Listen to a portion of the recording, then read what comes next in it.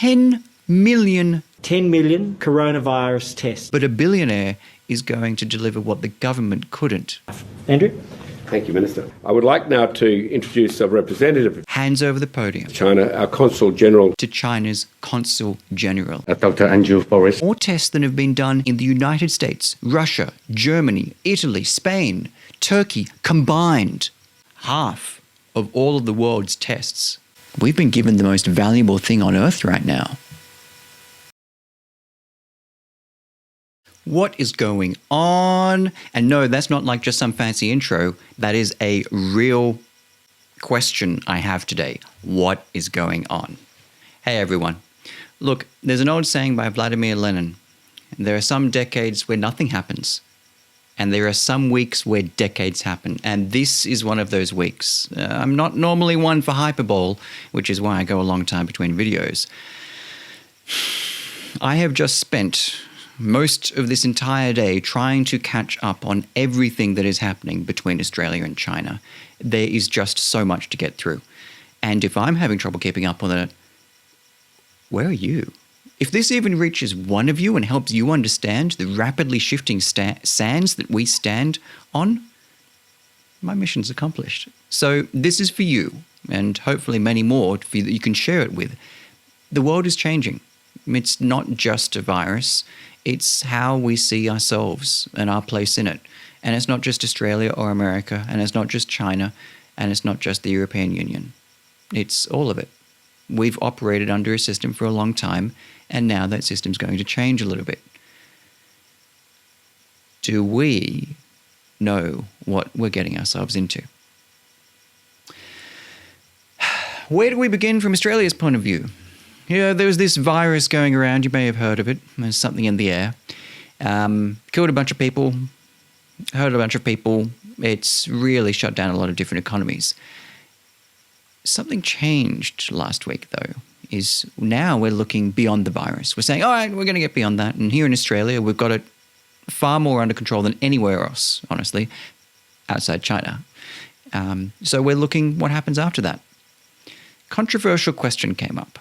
Our foreign minister, and this is where it all begins, says, well, we should have an inquiry.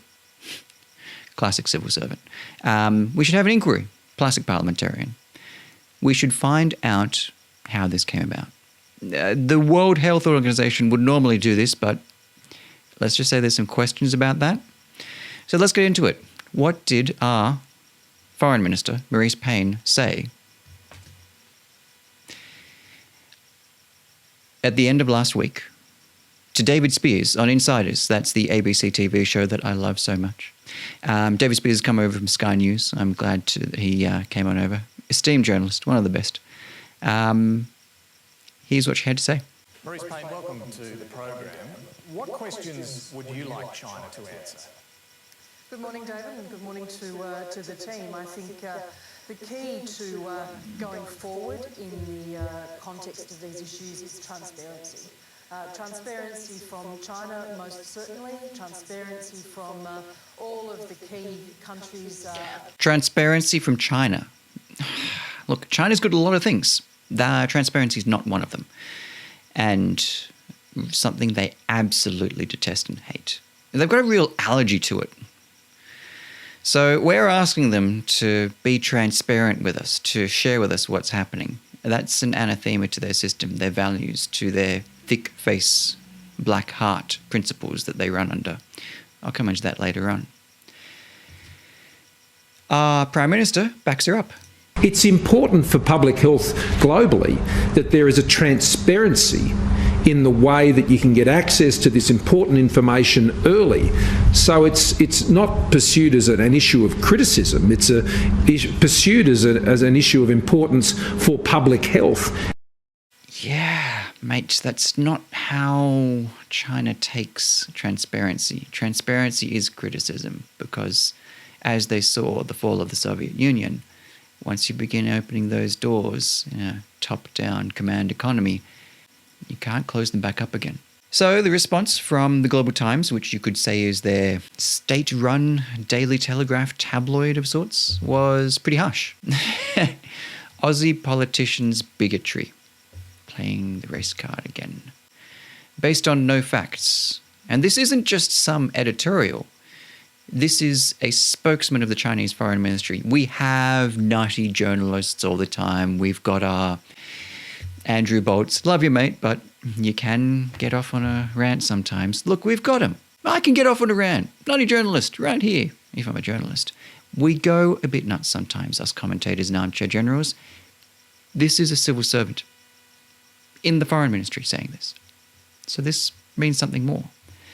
And when they're saying that our politicians are just parroting what the US forces have to say, no one takes that particularly well. So a propaganda war, nobody really wants this to go really that much further though. Nobody really wants this to get out of hand. The Chinese don't, the Australians don't. So why not, I don't know, the ambassador of China in Australia have an interview without an agenda with the Australian Financial Review? How hard could it be? So Mr. Tillett heads out to the embassy out in eastern Sydney, lovely place, and interviews the Chinese ambassador. And it does not go well. Not for Mr. Tillett. He gets the answers he was looking for. It does not go well for the ambassador or the relationship between China and Australia. Mr. Cheng could not be drawn on whether iron ore, coal or gas exports would be affected by an anti-Australian sentiment, but indicated that consumer products would be vulnerable. How did we get here? Quote, I think in the long term, if mood is going from bad to worse, people would think, why should we go to such a country that is not so friendly to China? The tourists may have second thoughts. The parents of students would think if this is the best place, so friendly, even hostile, whether this is the best place to send their kids here. It is up for the people to decide. Maybe the ordinary people will say, why should we drink Australian wine, eat Australian beef? A boycott, by another term. It's when your government starts advertising and using its propaganda arms to push a certain sentiment. That's a boycott by another term. This is hotter than I've ever seen it. This is hotter than this news hound has seen since the conflict in the early 90s over the Taiwan Straits. 96, 97, I remember on Fox News. Two aircraft carrier groups get sent into the Straits of Taiwan because this P-8 Orion or P-6 Poseidon got intercepted, struck a Chinese jet and had to land in China. Wow. That was a hot moment, but it wasn't much of a problem. What's China really going to do? Invade Taiwan over one plane? This is a falling out to two very tightly linked countries. Let's dive a bit deeper into this, which is what I started doing. I headed over to the Chinese embassy's website to try and find out exactly what was said. Oh, isn't this lovely? They've even got a photo with Mr. Tillett happily there noting down his interview, which he didn't, I believe the ambassador didn't realise went so poorly. Now, these things don't happen lightly. These are civil servants, not YouTubers who just hop on and create a video. They plan what they're going to do very carefully. They've been working at this for years. So this gentleman, Mr. Cheng, has been working as a diplomat for a very long time. He's been in diplomacy for almost 20 years or more, born in 1959. So when he had this interview, he had to push this up the chain. He had to get this from some approval from someone to do this and what the talking points will be. And in this interview, it didn't seem like it honestly went well whatsoever. What was called for was that independent inquiry, and he was asked, why is it upsetting or making China so angry that we asked for that? And the response, skipping a lot of this, resorting to suspicion, recrimination, or division at such a critical time could only undermine the global efforts that we take against this pandemic. We think it is irresponsible. Thanks, Dad. By the way, some politicians here claim that the virus originated in Wuhan, China, which is not the case. But he then goes on to say, That's something for the scientists to work out. Got it. So the scientists will work out where it's from, but you're sure it's not there. No problem. Makes sense. This idea, as I see it, is not in your interests. It will not help lift Australia's standing, and it will only undermine international cooperation, I guess cooperation with China. What would be the consequences for Australia if we continue to pursue this? As I said, it is not in your best interests. Thank you for that carrot and stick. The idea that you have put forward is that in that regard is ill-received amongst the Chinese public. I see. Well, we wouldn't want dead Americans, Frenchmen, Spanish to upset the Chinese public. That would be unwise. Could there be economic consequences for Australia if we continue to pursue this? If Australia continues to do it, would China stop buying our iron ore, coal and gas? Well, as I said earlier, the ambassador responds, the Chinese public is frustrated, dismayed and disappointed with what you are doing now. I think if the mood is going from bad to worse, people would think why we should go to such a country. So a boycott of Australia? I don't know, I hope not. But if the mood is bad or even worse, I don't think it's helpful to everyone. And as I said, I hope that the Australian side would do more positive things, which would serve the interests of both sides, of course. Well, I suppose it'd be racism to do anything else. We wouldn't want that. That interview did not go particularly well. Not for Australia, not for China. Sadly for all of us, wherever you're watching this from, even Hong Kong, this falling out didn't stop there. Nobody decided to put the phone down, put the pen down, just shush and try and let this cool off. There's some phone calls that start going around. Mr. Birmingham, our trade minister, calls the Chinese ambassador to clarify what were these threats of economic coercion over a push for an inquiry. Wasn't particularly clear, but we'll see why. Apparently Mr. Birmingham thought it was disappointing and said that our position wouldn't change. Well, if it did, we'd bend a knee, and we don't do that particularly easily. We've got to have a good reason to do so. We used to bend a knee, and I'll mention this a few times, we used to bend a knee to Britain, and we bend a knee to America still today, but we've got our reasons to. What's the reason for us to bend a knee to China? You've got to incentivize us. That phone call then got leaked. It allegedly was leaked by the Department of Foreign Affairs, but regardless, Ambassador Cheng leaked it himself and made a public statement about this on Embassy's website. On the 26th of April, they took a phone call. Secretary Adamson congratulated on Wuhan's accomplishment, no longer confirmed COVID cases. Good diplomacy, come in nicely. Very good, very good. But then asked tried to clarify that the independent review is not to try and criticize China, it's to try and clarify it. Ambassador Cheng elaborated China's relevant position that no matter what excuses the Australian side makes, this is a public statement, mind you, the fact cannot be buried that the proposal is a political maneuver.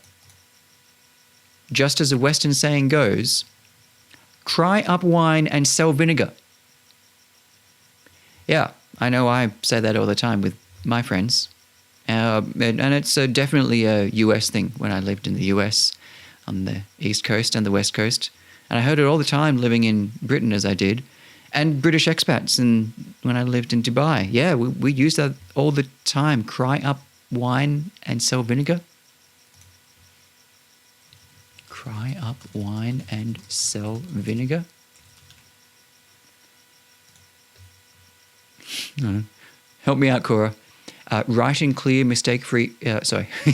It's old slang for advertise a superior product and replace it with a vastly inferior one at a point of sale. It implies fraudulent practice. Nice. Thanks. Rhetoric, maybe. China sometimes comes out with this kind of thing, but I've never seen it this blunt before, and most China watchers will agree. DFAT comes out with a counter statement the same day. They regret that the statement was issued, but they won't respond itself by breaching diplomatic courtesies and professional practices. This really was a new low, and the conversation is right that it hasn't been this low since Mao Zedong back in 1972. Gough Whitlam headed over there and said, hey, come on, let's try and talk about this.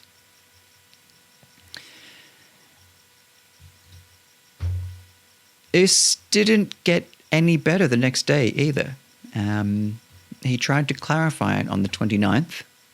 Well, tried to anyway.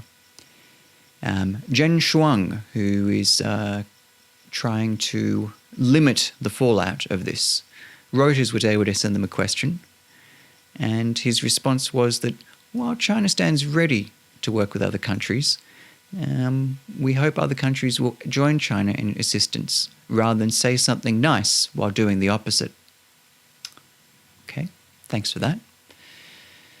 The Australian, bit of a right-wing paper, says that the Chinese understands the public is frustrated. But I'm an Australian in Beijing. I've never heard anyone criticising Australia like that except from the Foreign Ministry or from your ambassador in Canberra. Response: you haven't heard any of that? Do you want to hear some now? I suggest that you read some Chinese people's comments on the internet. Many people criticise Chinese internet services not free and open. But you can go online and take a look at what the general public have said. You don't think the online comments are real? Then who made the comments? Robots? This is not chill talk. And, again after the DFAT statement, the Chinese embassy again fires back with another statement that ended with a lovely tone. Ready for this? The Embassy of China doesn't play petty tricks. This is not our tradition. But if others do so, we have to reciprocate.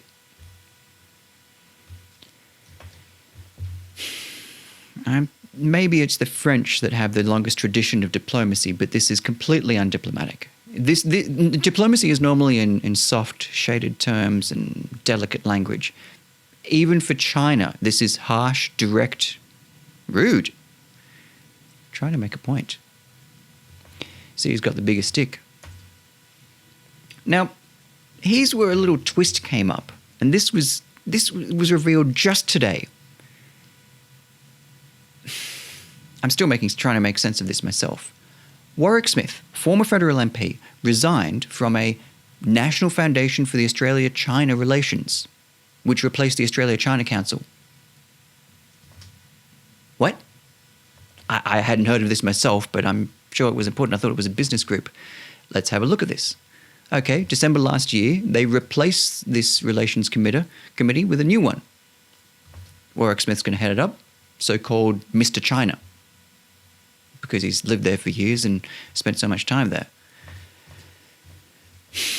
Trying to understand exactly what it is something completely different. I can tell you that it's going to get $44 million over the next 4 years in order to try and build relations. He resigned from it a month ago because he was concerned about the direction of it. Can't give you that good an answer about it, but I can tell you it's not a good look. Then, earlier this afternoon, probably the biggest thing that made me sit back in my chair and take notice in a while, Greg Hunt, our health minister, takes a podium in Western Australia with Andrew Twiggy Forrest, one of Australia's richest men, for an announcement. I'm not exactly sure why a businessman's going to be up here, but clearly it was something relevant and important. Let's take a look.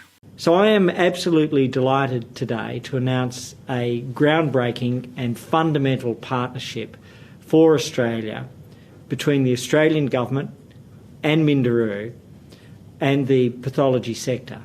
Minderoo is Andrew Forrest's charity. Bushfire emergencies, wildfires. A lot of different billionaires do this, mainly because, well, Andrew Forrest has tax to pay, as we all do.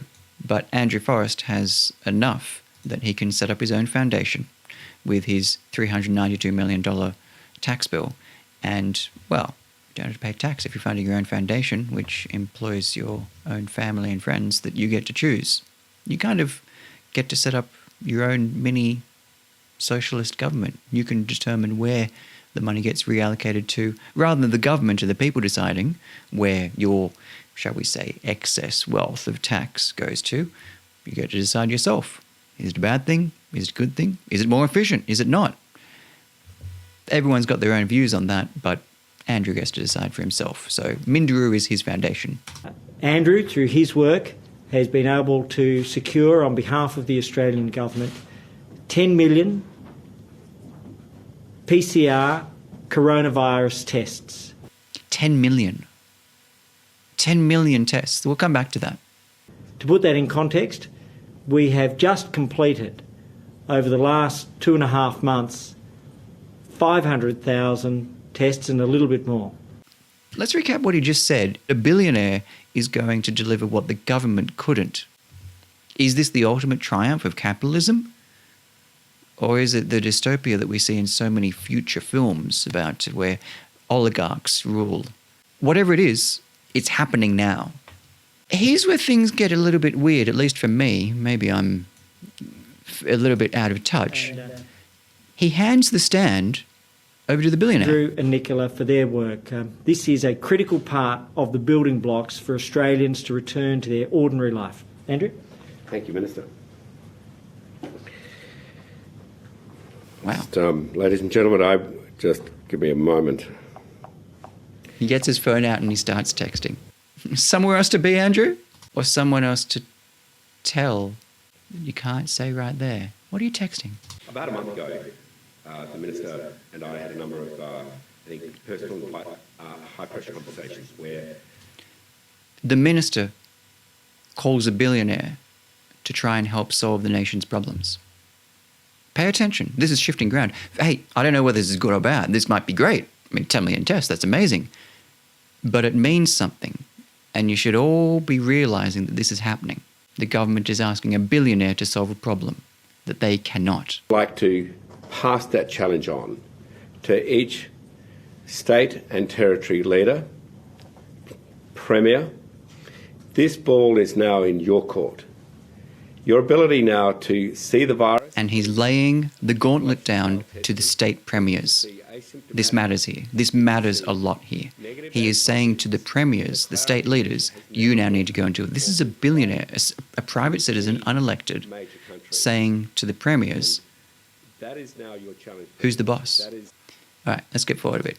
$320 million over time will be repaid by the Commonwealth. So this is not a purchase. This is a business loan to the government.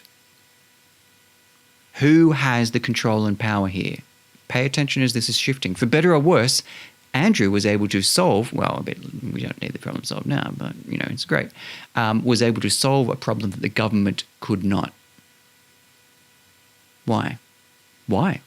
Is it just an efficient capitalist system at work? I would just like to thank BGI, Chairman Wang, your integrity. Before we go into these characters, this reminds me of another episode of history. I want to just take you through for a second on a quick segue. Very, very similar episode. One Lang Hancock, a mining magnate, making a deal with a ruthless dictatorship, Romania, and Ceausescu, someone other people wouldn't deal with. $500 million worth. Now, this was 80s money as well. Dealing with Romania at the time was kind of like dealing with North Korea or China today. And he did it, even though it ended up that the deal couldn't go through simply because it was... Romania didn't make good on their word. They couldn't pay because they didn't have the foreign reserve capital too, and they fell under influence from the, at the time, Soviet Union. What the Eastern Bloc was at the time, for those that don't know, kind of like a group of friendly states, like the European Union, except without the democracy, freedom of speech, unified law, and it was all kind of ruled from Moscow. although there are some similarities with the European Union, but we won't go into that cynical part of it. History does rhyme, and it's rhyming again here. And here was another very similar moment where, by surprise, we have Romanian dictator being invited by the same Lang Hancock into Australia by complete surprise to the expo. Rather like this. But let's go back to this press conference, because this is going to get a bit more interesting, because we're going to dive into who these BGI guys are. So I would just like to thank BGI, Chairman Wang. Your integrity to withstand the attacks on the supply lines between yourself and myself is unimpeachable. So he didn't sell it for more money. Okay. BGI, Chairman Wang. Let's find out who these guys are. Now, when you first go to the BGI website, it starts autoplaying. This is the perfect building better worlds company that's going to save us all. This is a genomics company that 30 years ago, during the Human Genome Project that Bill Clinton laid out the huge reward for, started trying to, how can I best say, win at. Begun in Seattle with this fellow just here, Wang Jian. Now, you might go and Google this, and you're going to come up with this Wang Jian, who, speaking of history rhyming, had an accidental fall. Had an accidental fall as the co-chairman of one of the world's largest companies, massively in debt at the time, that needed to refinance right about this time in July 2018. Convenient. But not that guy, different one. This guy, different Wang Jian. It's now quite a large company with 6,000 employees. I want to skip forward a little bit, because what happens next, no one else expected. No one else expected. I would like now to introduce a representative of China, our Consul General for Victoria, and a person who obviously is very proud of BGI and the relationship between Australia and China as well. Consul General.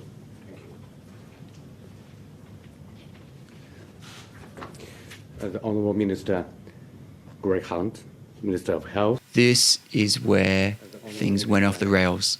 Greg Hunt, Minister of Health. Dr. The billionaire hands over the podium to China's consul general. And no one expected it. No one knew. Greg Hunt didn't know. No one else there knew. Not the press. So who was Andrew texting? Off the rails, guys. Billionaire hands it over to the Victoria China consul general. After rescuing us all with 10 million tests. I'm going to come back to the number of tests later on, because this lovely gentleman goes on for about 10 minutes. Forrest, founder and chairman of the Mineral Foundation, and Mr. Nicola Forrest, founder and co-chair of the Mineral Foundation. Dr. Yang B. Cheng, director of BGI Australia. It's a real delight for me to attend this press conference. Great. Thanks, mate. No, really good. He goes on for a bit, but we end up with a press conference at the end of this that is just off the rails. He's just handed this over. Now, that 10 million tests that I was mentioning earlier, 10 million tests. 10 million. 10 million. I'm sorry to repeat this over and over again, but let's look at how many tests there are in the world. 10 million. If these 10 million tests, which are said to be already in Australia, really are here and are true and are ready to start being used, this would amount to more tests than have been done in the United States, Russia, Germany, Italy, Spain, Turkey combined, for one nation of 25 million people. Maybe my numbers here are wrong. Maybe far more than these have been done. Maybe they missed a decimal point and they really meant 1 million tests, which might sound a bit more reasonable considering that we've only done 500,000. But I can't exclaim that any more than that. Andrew Forrest has secured and already has in the country, with private Chinese help, more tests than most of the world combined. I mean, how many has the world done in total?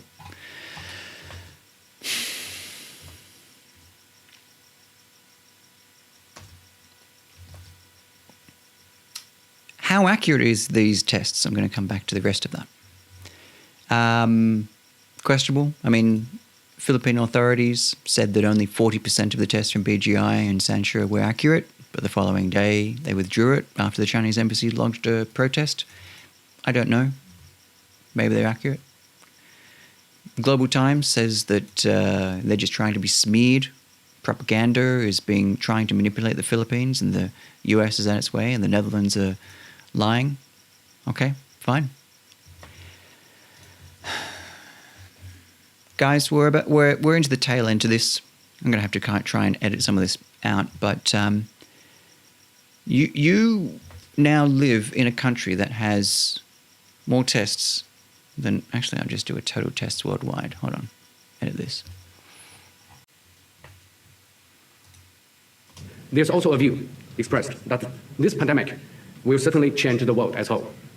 If that is the case, we have no choice but to work together to make the world a safer, more harmonious, and a better world. Question becomes, how?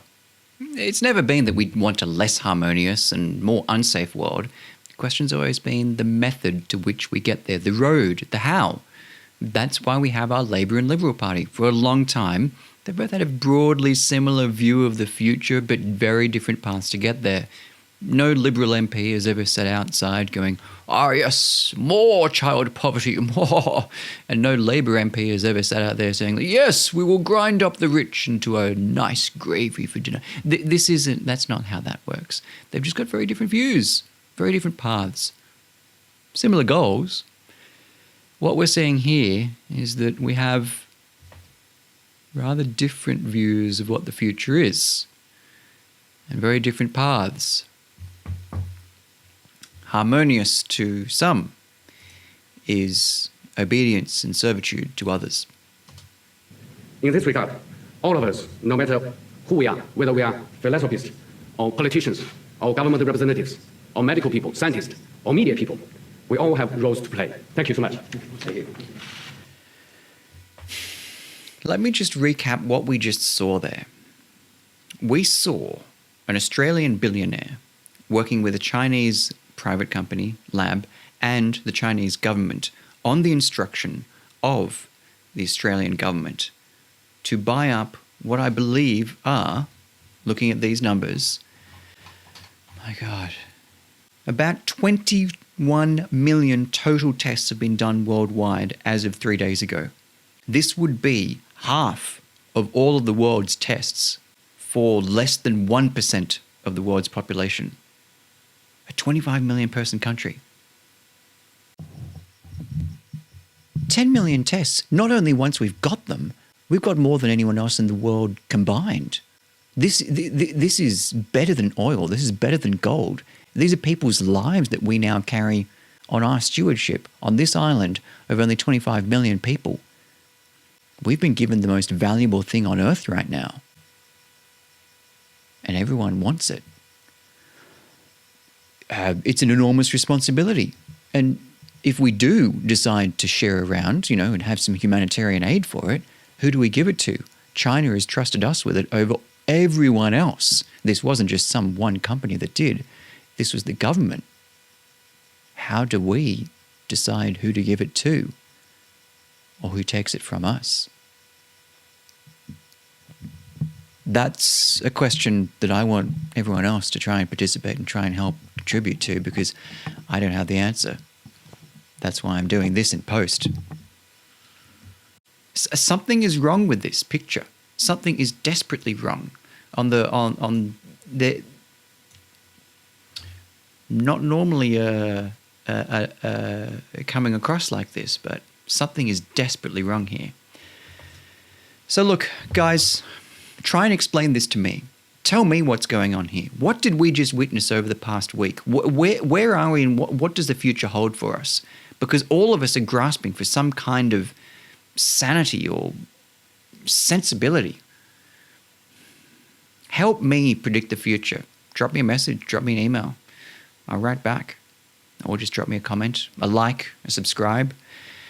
Or maybe, if this only reaches one viewer who helped understand the world as it changed today, that's good enough for me. Give us a thanks. Thanks for listening. Share this on. Help us understand. Till next time.